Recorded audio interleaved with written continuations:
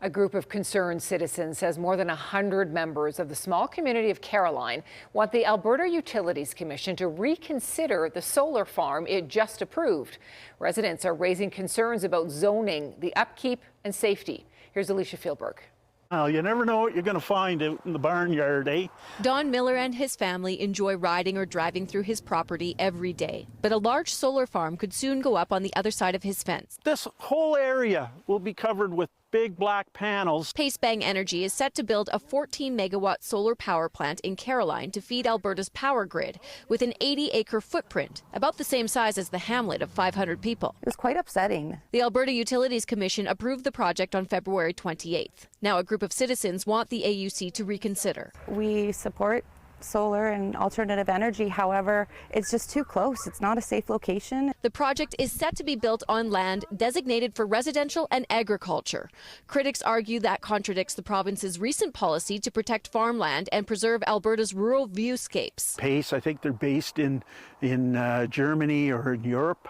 I'd rather see something Canadian happen, maybe feed Canadians, feed cattle. They also worry about the risk of a commercial fire near homes in a community with only a volunteer fire department. We don't have the capacity to support an industrial solar fire. It's a scary reality for everyone. Caroline was recently amalgamated with Clearwater County, which has been getting a lot of emails about the project. I think the majority of them were like, I'm okay with solar, just move it. That they just didn't want it within, like I say, the proximity of where they were living. Concerned citizens also see possible parallels with orphan oil well sites and wonder who would be responsible for the cleanup if the solar company leaves. Pace says the project could be built in 2026 and would add tax revenue. Smaller distributed energy can provide significant economic benefits to these small communities. Several residents say it doesn't add up for them. We don't want this project. The AUC says that it has already received a request to review its decision.